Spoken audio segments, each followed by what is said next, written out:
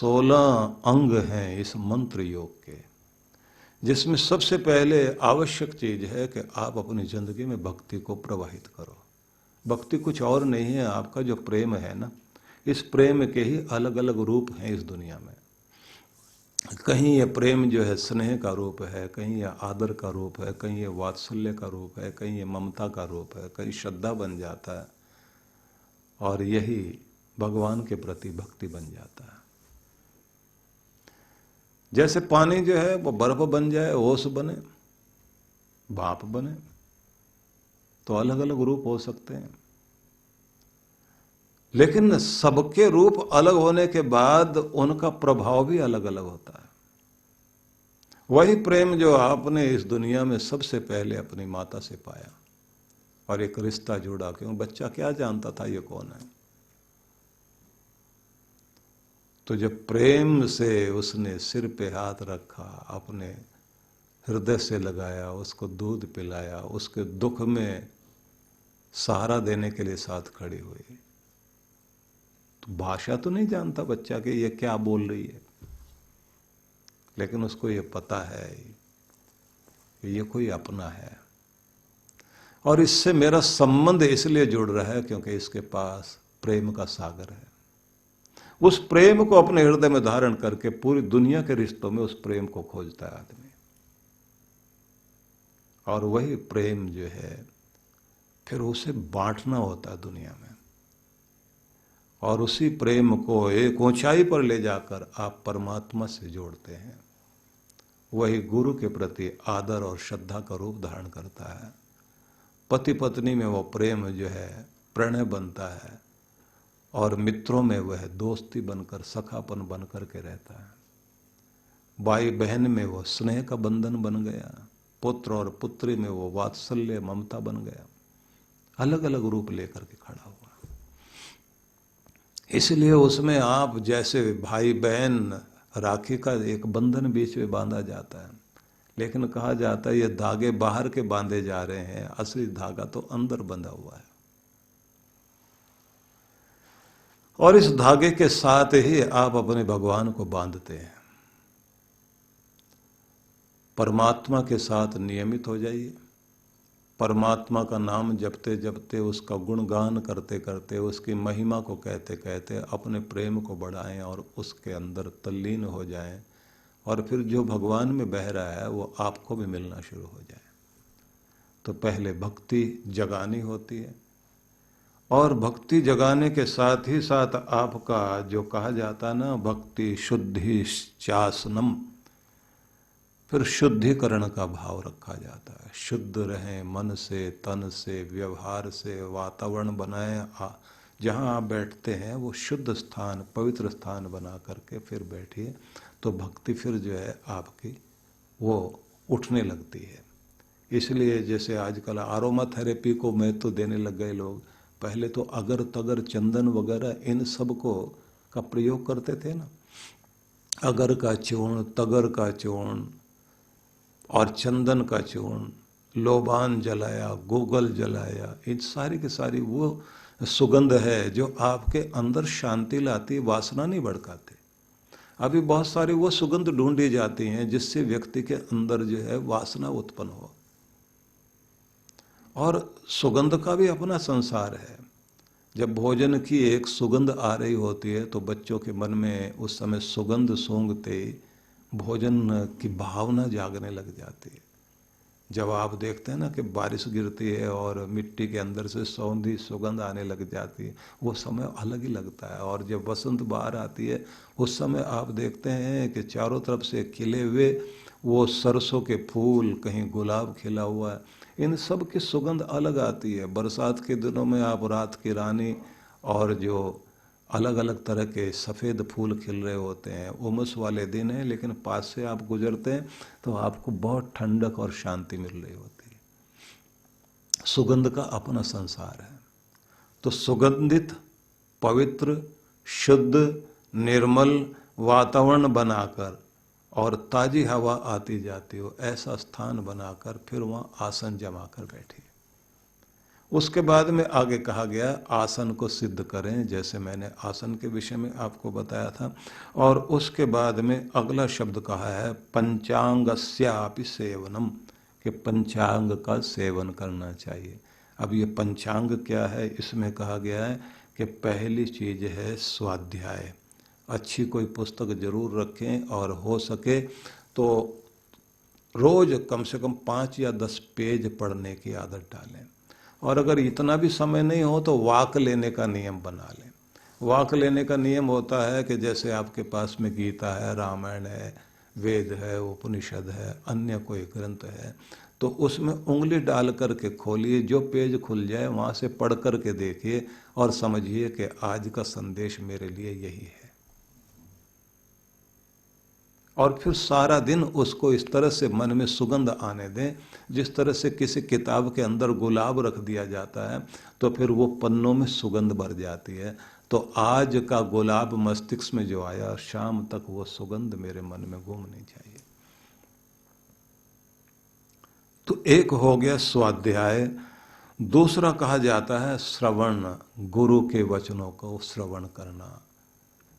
एक सज्जन मिले थे अभी वो 2-1 दिन पहले, तो उन्होंने कहा कि देखिए वचन भी सुनता हूँ, भक्ति भी करता हूँ और गुरु दर्शन भी करता हूँ। मैंने कहा कैसे करते हो? बोले रोज गुरु दर्शन करके घर से निकलता हूँ। टीवी पर जब कार्यक्रम आपका आ रहा होता उस समय दर्शन करके और उस दिन का वाक्य सुन करके निकलता हूँ।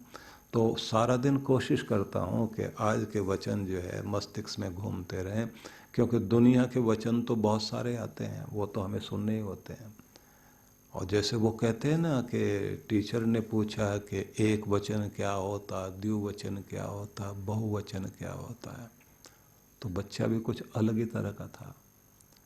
उसने कहा जी जब केवल मात्र जो है सास बोलती रहती है तो उसे एक वचन बोलते हैं, और जब ससुर भी बोलने लग जाए साथ साथ में उसको द्विवचन बोलते हैं। और जिस समय जो है दोनों के सुनने के बाद बहू बोलती है तब वो उसको बहुवचन कहते हैं। और वो जो बहुवचन होता है महाराज फिर वो तो बहुवचन ही होता है, वो हिला के रख देता है। और फिर ये जो वचन चलते हैं, इन वचनों का प्रभाव, ऐसे प्रवचन चलते हैं कि पड़ोसी भी आकर के कथा सुनने आते हैं। महाराज कौन सा चैप्टर आज चल रहा है आपका, घर घर की कथाएं।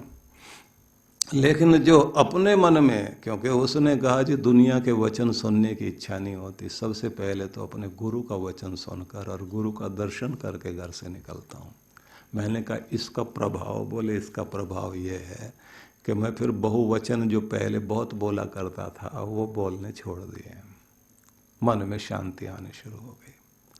तो शुरुआत होनी चाहिए यहाँ से। और आगे फिर कहा गया श्रवण करने के बाद मनन, मन में चिंतन करते हुए जाना कि ये मुझे मेरे सदगुरु ने आज संदेश दिया है और मैं अपने सदगुरु के प्रति श्रद्धा रखते हुए, क्योंकि ये सामान्य वचन नहीं है, मेरे गुरु के वचन है, तो उन पर श्रद्धा रख करके मनन करता हूँ। और मनन करने के साथ में जो मेरे लिए महत्वपूर्ण मुझे लगा उसे लिखकर सामने रख लेता हूँ और उस पर फिर प्रयोग करने की कोशिश करता हूँ। इसी को बोलते हैं निधिध्यासन, जिसको आप साक्षात्कार करने के लिए तत्पर हो जाते हैं। तो ये हो गई 4 चीज़ें। और उसके बाद में 5वां पंचांग सेवन जो कहा गया, 5वीं चीज़ है साक्षात्कार करना, प्रयोग करते हुए जिंदगी में आजमाना के जो कहा गया था उसे अब जीवन में प्रयोग करते करते उसका पूरा परिणाम, उसका आनंद लेना है। मैंने उन लोगों को देखा है जिन्होंने सत्संग में सुनते सुनते ये समझा था कि 58 साल की आयु आने तक अपने इतना पैसा भी कमा लेना, बच्चों के सब काम पूरे कर लेने, और उसके बाद में जैसे गुरु ने मुझे कहा है कि 50 के बाद में जैसे ही वन शुरू होता है, 51, 52, 53, 54, 55, 56, ये सब 57, 58 तक वन ही वन चल रहा है। वन से मतलब जंगल, कि जंगल की तैयारी करो। जंगल की तैयारी से मतलब है कि घर के मोह ममता से ऊपर उठना शुरू करो। अब नई पीढ़ी को काम दो और उनको सिखाओ भी सही, उनको ट्रेंड करो और अपने आप को उस जगह लेकर के जाओ कि वनी भवेत वानप्रस्थ बन करके आपको जीवन जीना है। साथ में एक पीला वस्त्र अपने कंधे पर जरूर रख लेना चाहिए, जिसका मतलब ये होता है कि अब इस आश्रम से छलांग लगाकर आप दूसरे आश्रम में, तपस्या और ध्यान के आश्रम में प्रवेश कर रहे हैं। तो उस अवस्था में प्रवेश करने का मतलब होता है कि अब आपकी जिंदगी एक नए ढंग से शुरू हो रही है। तो उस सज्जन ने मुझे बताया कि जैसे सुना था, मैंने प्रयोग करना शुरू किया और प्रयोग करते करते प्रभु की ये कृपा हुई कि मेरे सारे काम तो पूरे हो ही गए। और मैंने फिर ये भी किया कि अपने 2 घंटे का काम ऐसा रख लिया कि जिसे करते हुए मैं अपने आप को बूढ़ा महसूस नहीं करता। मैं कमा रहा हूँ लेकिन दुनियादारी में ज़्यादा उलझा नहीं हूँ, सेवा साधना में अपना समय देता हूँ, तो मन में बहुत शांति है।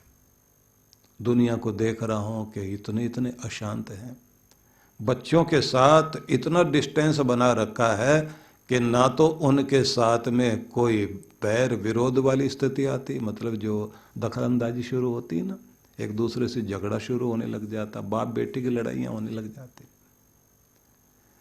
हृदय की दूरी नहीं होने दी, स्थान की दूरी थोड़ी सी रखी हुई है। और साथ साथ में जहाँ जरूरत पड़ती है वहाँ समझाने जाता हूँ। सारा दिन का भाषण बच्चों को नहीं करता हूँ, तो बुढ़ापा ठीक बीत रहा है। क्योंकि आपने कहा था घर को ही हिमालय और वन क्षेत्र बनाने की चेष्टा करना, क्योंकि वन में तो कोई रहने नहीं देगा, गवर्नमेंट निकाल के बाहर बैठा देगी।